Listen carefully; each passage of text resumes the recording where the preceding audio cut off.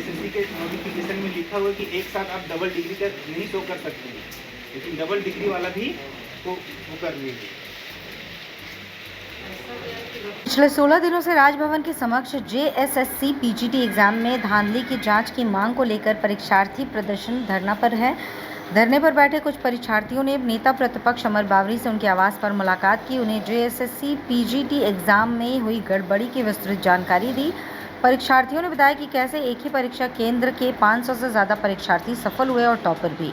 इस मामले को नेता प्रतिपक्ष ने गंभीरता से सुना और आश्वासन दिया कि जल्द इस मामले को लेकर सरकार पर दबाव बनाया जाएगा। इसकी उच्च स्तरीय जांच करवाने की मांग सरकार से की जाएगी। उन्होंने साफ कहा कि यदि सरकार इस मामले पर कोई ठोस कदम नहीं उठाती है तो भारतीय जनता पार्टी की सरकार राज्य में आएगी, तो वैसे सभी लोग जो इस गड़बड़ी में शामिल हैं और वो सभी परीक्षार्थी जिन्होंने पैसा या गड़बड़ी के माध्यम से नौकरियां हासिल की हैं, उन सभी को जेल भेजने का काम किया जाएगा। झारखंड की कांग्रेस जेएमएम और राजनीति की सरकार जहां जनभावना और विशेषकर युवाओं को टारगेट करके चुनाव में 2019 में सत्ता में पहुंची, 5 लाख बेरोजगारों को हर वर्ष नौकरी देंगे और नहीं तो बेरोजगारी का भत्ता देंगे।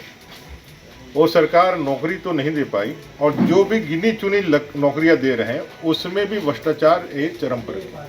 इनका कोई भी एग्जाम, चाहे वो जेएसएससी किया हो चाहे जेपीएससी किया हो, कोई भी एग्जाम बिना विवाद के नहीं पूरा हुआ।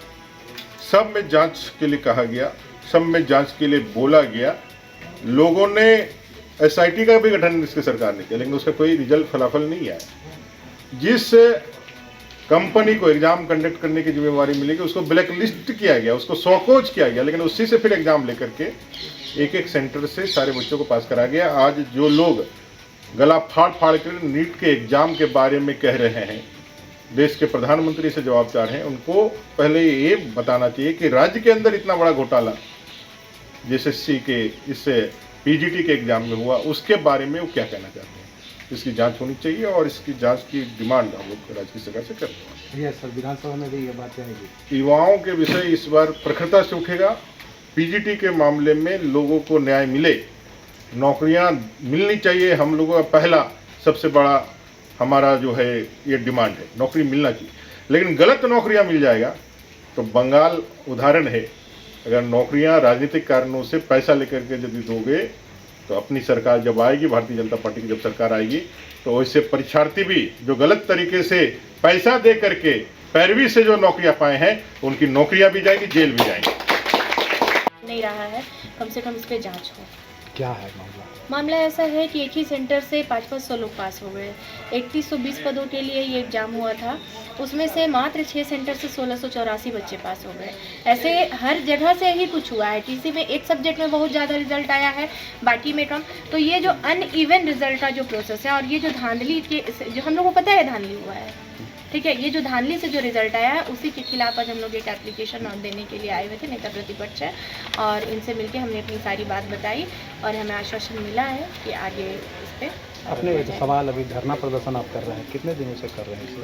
16 दिन से। और कोई उसका मतलब नहीं, कोई आउटपुट नहीं है, गवर्नमेंट को कोई मतलब नहीं है हम लोगों से। अपने तो अम्बा प्रसाद की बात है, हाँ। क्या मामला है? मामला ऐसा है ना, देखिए हम लोग ये नहीं बोल रहे हैं कि अम्मा मैडम सेटिंग करवाइए, ये करवाइए। हम लोग का बस एक सवाल है कि मैडम आप उन लोगों को क्यों सपोर्ट कर रही हैं और इतना खुले दिल से क्यों सपोर्ट कर रही है। और हाँ, प्रश्न बिल्कुल होगा, बिल्कुल होगा।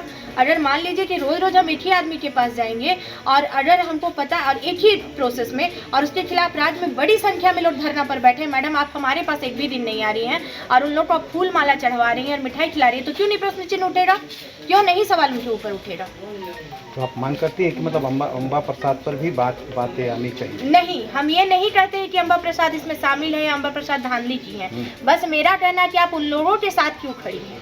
आप हमारे साथ भी आइए, हम भी राज्य की जनता है, हमारा भी समस्या सुनिए। आप हमारी समस्या को क्यों नहीं सुन रही? हम लोग आपको लगातार फ़ोन कर रहे हैं, मिलने का प्रयास कर रहे हैं, आप नहीं मिल रहे हैं। उन लोग को आवास में बुला करके मिठाई खिला रही हैं और कभी आप जेएसएससी ऑफिस पहुंच जा रही है, कभी आप सीएम हाउस पहुंच जा रही है। राज्य में हुई धांधलियों पर मैडम का नज़र क्यों नहीं जाता है?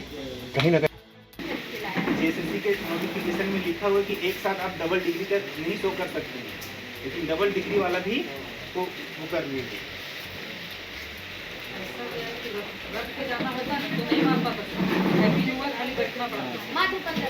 सर जानते हैं